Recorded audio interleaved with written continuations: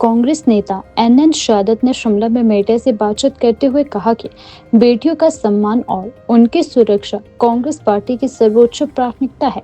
उन्होंने कहा कि समाज में बेटियों को बराबरी का दर्जा देना और उनके सम्मान की रक्षा करना केवल सरकार ही नहीं, पूरे समाज की साझा जिम्मेदारी है। कांग्रेस पार्टी इस दिशा में नीतिगत और सामाजिक दोनों स्तरों पर लगातार कार्य कर रही है। उन्होंने संगठनात्मक विषयों पर बातचीत करते हुए बताया कि कांग्रेस पार्टी द्वारा जिला अध्यक्षों की नियुक्तियों में युवाओं को विशेष रूप से अवसर दिए जा रहे हैं। उन्होंने कहा कि युवाओं को आगे लाने का उद्देश्य संगठन को नई ऊर्जा, नई सोच और मजबूती प्रदान करना है। युवाओं की सक्रिय भागीदारी से न केवल पार्टी संगठन मजबूत होगा, बल्कि सरकार की योजनाओं और नीतियों को भी प्रभावी ढंग से जनता तक पहुंचाया जा सकेगा। उन्होंने आगे कहा कि शिमला के ऐतिहासिक कृष्णादान पर उद्योग विभाग द्वारा आयोजित 3 दिवसीय समारोह प्रदेश के लिए एक सकारात्मक पहल साबित हुआ है। इस आयोजन के माध्यम से हिमाचल प्रदेश के छोटे व्यापारियों और उद्यमियों को एक सशक्त मंच प्रदान किया गया है, जहां उन्हें अपने उत्पादों के प्रचार, प्रसार और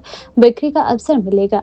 उन्होंने इसे सरकार की एक सराहनीय शुरुआत बताते हुए कहा कि ऐसे आयोजनों से स्थानीय कारोबार को बढ़ावा मिलता है और स्वरोजगार के नए रास्ते खुलते हैं।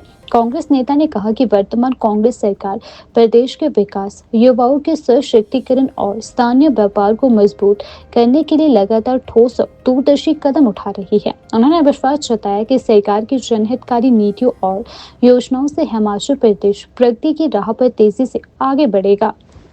एक पीड़ित बच्ची के बारे में जो घटना घटी है धर्मशाला के अंदर, ये बहुत ही दुर्भाग्यपूर्ण है।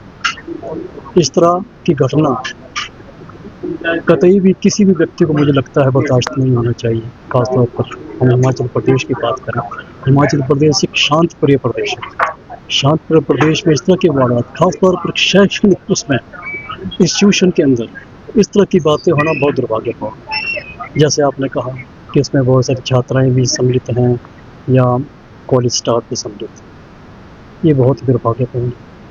अब ये जांच का विषय है, इसमें कोई भी व्यक्ति अपनी व्यक्तिगत टिप्पणी नहीं दे सकता। लेकिन जहाँ तक दलित की आपने बात कही है कि दलित के इश्यू पर कांग्रेस को बात उठा देनी चाहिए, लेकिन ऐसा है अभी किसी को भी मालूम नहीं दलित है या कौन सी जाति से संबंधित है। छात्रा वो किसी भी वर्ग की क्यों ना हो, वो बेटी पूरे प्रदेश की है, हिमाचल प्रदेश की बेटी। किसी के साथ भी इस तरह का अन्याय नहीं होना चाहिए। खासतौर पर अगर किसी जाति वर्ग की बात आती है, जाति वर्ग के लिए कोई स्थान नहीं है इस वक्त पूरे प्रदेश के अंदर। सबका सम्मान होना चाहिए। और शैक्षणिक संस्थानों में आज से नहीं, कई वर्षों से हमने ये बात देखी है, कई वर्षों से हमने देखा है रैगिंग पर तो विशेष तौर पर पूर्ण रूप से प्रतिबंध है। एग्जैक्टली आपने सही कहा। हालांकि इसमें नियुक्ति में बहुत देरी हुई है। सबसे पहले तो अध्यक्ष को लेकर के लगभग 1 साल के अंतराल के बाद हमारे अध्यक्ष की नियुक्ति हुई। एग्जैक्टली इसमें होता यह है कि जो हमारे कार्यकर्ताओं में भी एक निराशा का माहौल बना था। अभी भी हम कह रहे हैं जो अभी अध्यक्ष की नियुक्ति पिछले कल हुई है, लगभग 11 जिलों के अध्यक्ष नियुक्त हुए हैं। अब उसके बाद कार्यकारिणी एक्टिव होगी, इसका विस्तार होगा, उसके बाद कार्य काफ़ी तेज़ी पकड़ेगा। जैसे आपने कहा भारतीय जनता पार्टी, वो पहले अपने कार्यकारिणी बना चुके हैं और वो अपने जो उन्होंने अपना बनाया है कार्यकारिणी नीति, उसके तहत वो कार्य कर रहे हैं। लेकिन हम भी ये कह रहे हैं कि जो कांग्रेस की हम बात कर रहे हैं, कांग्रेस को भी बहुत जल्दी इस पर अपने स्पीडली ये कार्य करने की ज़रूरत है, क्योंकि अब 1 वर्ष का समय हमारे पास शेष है 2026 का। 27 में तो निश्चित तौर पर चुनाव होने वाले हैं।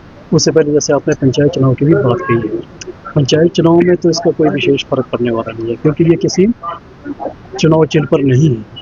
जैसे हमारे कांग्रेस का हाथ हो या कमल का फूल हो भारतीय जनता पार्टी का, इस तरह से नहीं है। तो ये तो अलग से चुनाव चिन्ह होते हैं जो प्रोवाइड कर दिए जाते हैं चुनाव आयोग द्वारा, उस पर होते हैं। इसका कोई प्रभाव पड़ने वाला नहीं, क्योंकि उम्मीद तो जो भी पदाधिकारी या पहले थे या कोई नए आने वाला है, सबको आशा होती है कहीं ना कहीं मौका मिलेगा कार्य करने के अंदर।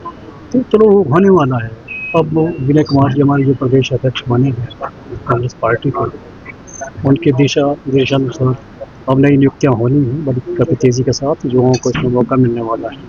और अभी भी जो बने हैं अध्यक्ष सब युवा बने हैं। अब आगे जो एक्सपेंशन इसमें होना है, इसमें भी ज़्यादातर युवाओं को मौका मिलेगा। और वरिष्ठ लोगों को भी मौका मिलना बहुत ज़रूरी है, क्योंकि बिना वरिष्ठ लोगों के कोई भी संगठन आगे चलने वाला नहीं होता है, क्योंकि उनके भी दिशा निर्देश, एक अनुभव, वो पार्टी के लिए हमेशा आगे काम आता है। देखिए, ये बहुत ही, मैं समझता हूँ, हिमाचल प्रदेश के लिए बहुत ही सार्थक कदम हिमाचल प्रदेश के माननीय मुख्यमंत्री ठाकुर सतविंदर सिंह सुक्खू जी की अध्यक्षता में हुआ है, और जिसमें हमारे उद्योग मंत्री ठाकुर हर्षवर्धन चौहान जी एक अच्छी पहल की है, क्योंकि 14,000 करोड़ से ये जो नया एक प्लान बना है, जिसमें 683 प्रोजेक्ट्स लाए गए हैं, उसकी मंजूरी हुई है, हरी झंडी उसको मिली है। इससे लगभग 32,000 हमारे युवाओं को रोजगार मिलने वाला है। तो निश्चित तौर पे जो इस वक्त हमारे सरकारी तंत्र की ओर लोग ज़्यादा भागते हैं, सरकारी नौकरी की ओर, इससे हटकर उद्योग में काफ़ी मौका मिलेगा।